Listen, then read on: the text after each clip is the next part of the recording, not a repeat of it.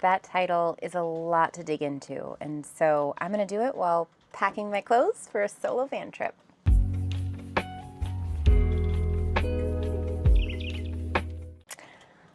So this is my closet, and we need to pack because I have got a solo van trip that I'm doing in our camper van. I'm going to Las Vegas. My photographer friend is in town, and so I'm gonna go get my pictures taken. That being said, we've got to talk about empathy for one, how it's a superpower, and why it's really not a sin. So to do that, I'm gonna tell a couple of stories, and I hope they inspire you in just the right way that you need it while we are packing for this trip. I am Jen. I live in a bus with my 3 kids, 4 dogs, and partner. Life gets a little crazy, and so moms need a getaway, and that is what we are doing. Except I've got a lot to pack. How far are you going to be gone for? Just 1 or 2 nights. Not too bad. So this world is, I'm sure, as you know, incredibly divided. We're divided because we're not hearing each other. You know, I think all of us are kind of arguing back and forth, and we really have no idea how to have empathy for the other person because we're in our own little worlds and our own little bubble. And I know this because I've been there. So many people wonder, like, well, if I'm not yelling and screaming, how are we going to bridge the divide? And I actually have an answer for helping to bridge the divide, because it's no one way, right? It has to be a whole bunch of ways, not just one. You're going to try on different stuff with me while I pack for my solo mom van trip. So this divide that we have just really kind of sucks. You know, it's not cool. It's not fun. Our neighbors are arguing with neighbors, and it's just not getting any better. I mean, I don't know about you, but it feels like it's just getting worse. And I was sitting around thinking, and I'm like, man, I just feel like maybe some empathy is needed. I was thinking of like what stories I wanted to tell to display empathy and what it did for me in my life. This Jen that is talking to you now is not the same Jen that one of these stories are about. The Jen in this story was very quick to anger, quick to judgment, quick to decisions. You know, I would go 0 to 60 just like that. That Jen, I imagine, was not exactly easy to live with, especially when it felt like I was wronged, like I had no empathy. If you wronged me, listen here, that's not okay, right? Like I would have to really drive the point home that you were wrong, and that was not cool. Yeah, and in this story, it takes us back. I think the year was maybe 2012, 2013, around that time frame. And at this time, my partner and I, Kyle, we had a blueberry farm with Kyle's parents. And in this blueberry farm, or at this blueberry farm, rather, we did blueberry U-picks. Once a year, we would have people come out to the farm and they would all pick berries by the pound. So for several weekends a year, the public would come out, they would pick blueberries. And we had these signs, right, that, you know, the yard signs that people, the political signs and all of that good stuff. Well, we had those signs and we spent a lot of money on them. Like, they're expensive to really have them made in a nice way. And they were blue, they had our phone number on them, so cute. Well, one day we're driving through our town and we noticed that our signs have been replaced by these spray painted signs with a different number on them, pointing them in a different direction. The signs looked a little fishy, and when we went to go grab a sign, we noticed that there was blue behind it. They didn't spray paint very well. And once we scratched that off, guess what? Yes, the sign was actually ours. The people that owned the blueberry farm right down the street from us, They stole our signs instead of buying their own, and they spray painted them and used them as theirs. So you can imagine, like, that's not really cool. And the Jen back then, oh dear, the Jen back then was not as healed as the Jen is today. And I demanded that my partner and my father-in-law take me to these people's farm because I was going to give them a piece of my mind. Oh boy, I did not punch them, no. Yeah, I don't resort to violence. However, I did resort to yelling at them profusely because, of course, they denied it. They said that they never spray painted our signs. They didn't know what we were talking about. Well, clearly we caught them red-handed, and I kind of yelled and called them every name that I could possibly think of.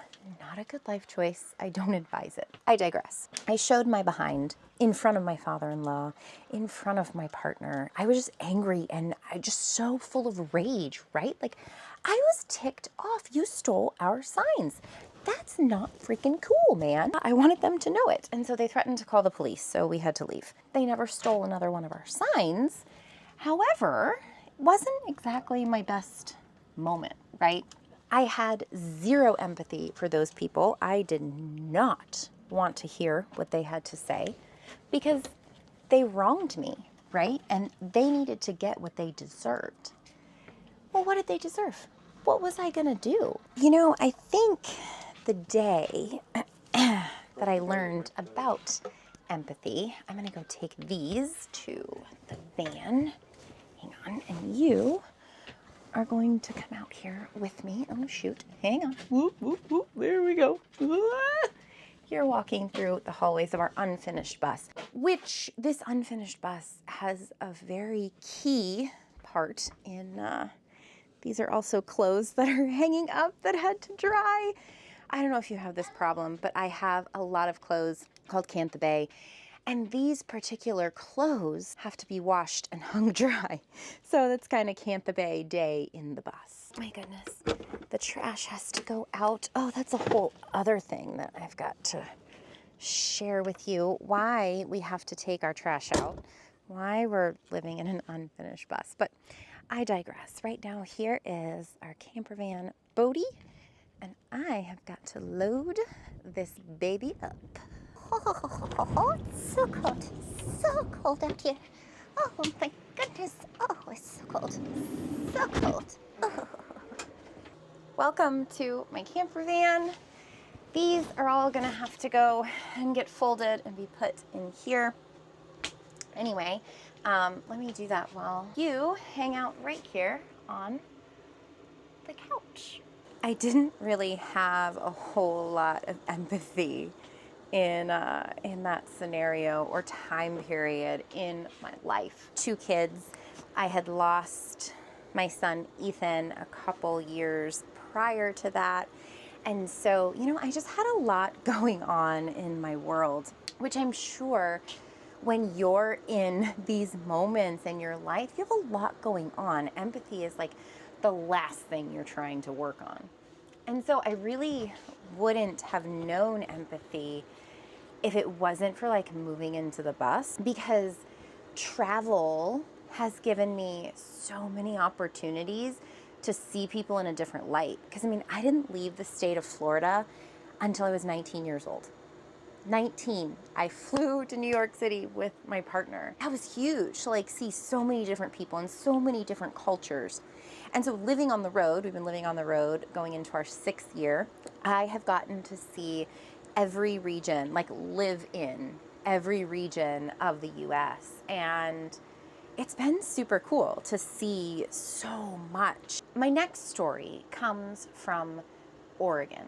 Kyle and I, my partner, had just had this huge argument, right? It was a travel day, and we were seriously struggling. We didn't realize it at the time, but we were under a lot of stress traveling and pressure and all the things. And so this one particular day, I had it was super, super rough. Kyle and I just weren't communicating very well. And so we get back and I need to go take a walk. And I end up going and taking this walk. And we're on the Oregon coast. I got to the edge of this cliff and it just has this beautiful tall grass swaying. And there's like a 30-foot maybe drop down to the water. And down by the water, there's a little family that was down there with their 2 kids and they were playing. And then somebody else was over here and they were throwing their dog, their ball. Just the waves were just coming in and crashing and headed out and crashing in. And like, it was a dreary day. So like the sun was covered, but it just had this hazy beauty to it. As I'm looking around and observing all the things happening, I think about Kyle and the argument that we had. And that argument became so much smaller and smaller and smaller because as I observed the whole thing, right? Like I was on that grassy knoll and I could observe everything going on around me. That's what I did with the argument with Kyle. And then I was able to kind of have some clarity. And then because I was able to get some clarity, I had understanding, and that gave me empathy. He was driving a big blue bus all day. I was driving behind in our van. We both had some struggles, you know, that was hard for both of us. And so we could come together after that and realize that we need to do some things better next time, you know? Which, like, that moment had such a profound impact on me. And it is why in this next story, it was absolutely crucial to not having repeat happen in the first story. Look at those skies out there. Is that not gorgeous? What did I step on? Oh no. This was in my shoe. Installation instructions. I don't know what that is. This next story, we are getting our new bus to be built. This half-finished bus that we are sitting in. If you want the full picture, I will link a video down below that will fill you in on all the things.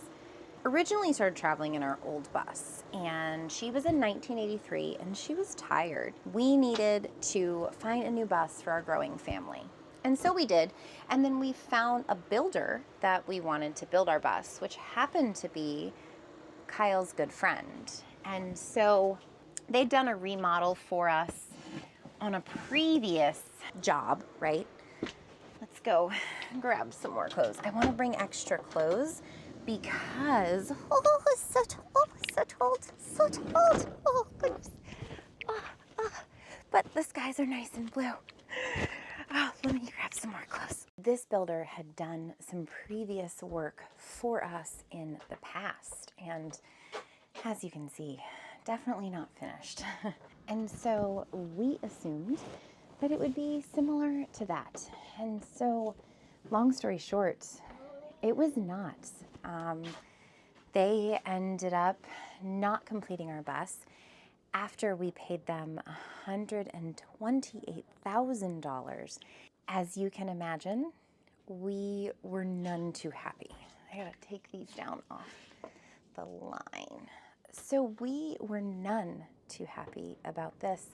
We had dropped the bus off in January. Oh my gosh, I'm like, you know, I think it's a really hard story to tell because it's so fresh in our heart. Like, this just happened a couple months ago. When we decide to go pick up the bus, like, we have to pack up our entire family into our Jeep and our U-Haul because we had some complications with our current bus because this bus we're in now was past due by 3 months, and our builder was asking for more money to get it finished, and they couldn't even give us a date when it would be finished or a price of what it would be to finish it. We had no other choice but to come pick up our bus and begin living in it in the Arizona desert. I can tell you a very much different Jen responded this time, and I am so grateful that I did. I think that that first Jen, in how I handled it, was really harsh, and I didn't look at the bigger picture. I was really only focused on my needs and what was going on in my world. Was it wrong for them to steal the blueberry signs and use them as their own? Absolutely. It doesn't excuse what they do. They're responsible for their own choices, just like I'm responsible for my own choices and you're responsible for your own choices. So when this bus situation came around, like I didn't want to do what had happened before, and I had so many great moments of being able to observe the moment and see other perspectives, not because I needed to do it for them, but because I didn't need to carry that anymore. And it made me realize that other people have their own stuff that's going on. I think sometimes, and let me know if you feel this way, but sometimes we get wrapped up in our own heads and our own mind, and I think we forget that other people exist and make mistakes and just they have oopsies too. I think empathy, what that does is it gives us understanding of each other. Woo! Mommy. That's okay. So it gives us empathy, or it gives us an understanding for each other. And like, we're all going through some ish, So again, when the bus thing came around, I knew that I didn't want it to turn into another blueberry situation where that angers me and gets me upset, and it's not productive for anyone. Like, I carried that resentment for so many years until I learned how to release trapped emotions. I digress. First and foremost, because we were doing this as a friend, neither party got a contract, and everything was by my partner and his friend texting back and forth. In a court, there's not much that either side really could have gotten. I had clarity on the situation because I observed it. They said that they thought that they were owed more labor, and we didn't think that they were. Neither one of us were going to budge. We weren't going to pay any more money to have this bus done, and they weren't going to work on the bus unless we gave them more money. At the end of the day, was it really worth it? Like us fighting them tooth and nail? I don't think so. And I observe the situation because they believe what they believe, because that's their experience. Neither one of us is right or wrong. We just are. And I think so many times, like where our country's at now, we really don't listen to the other person to hear them. We listen to respond. We don't actually hear what they're saying or even try to, because our big emotions are in the way, like our big anger and rage and uncomfortableness, and are not understanding of the other person's situation. And so I am a big believer that you get what you give. If you give people really crummy energy, like slandering them or just saying mean things about them just to get revenge, all that does is it's going to come back to you and then follow you around. And then that's your karma that you're carrying. And I don't want to do that. I want to wish them well. And even the blueberry people, I, at this point in my life, want to wish them well because they're going through their own stuff. Now I gotta put this up here. Oh, goodness. I love this van. This van is pretty spectacular. It's kind of like my escape pod. I use it as an office. I use it as my little getaway space. Sometimes Kyle, my partner, has to take it off and use it. It's just a really great additional space. We tried to sell it for 2 years. Thing never sold. So she's just with us. Her name's Bodhi, and I love her. She has actually brought us to so many ways to learn about emotions. Continuing on, I really think that empathy is important to grow forward. Empathy is important to be able to bridge this divide. So that brings me to, how do we bridge this divide? I have an idea. You know, I think empathy, finding it and bridging the divide between our people starts within. It starts individually. When we have empathy, we can do such great things, like come together as two people, even if one side, you know, isn't coming together, because neither of those two people I mentioned I speak to. I feel like it's important to have empathy, to let go of those big emotions that are carried with it. When you understand their perspective, when you empathize with their perspective, or at least when I did, it gave me an understanding, and the big feelings were like, oh, so we each have our own perspectives of the experience. And that's kind of what it is. We each have our own perspective. Neither perspective is wrong. Neither perspective is right.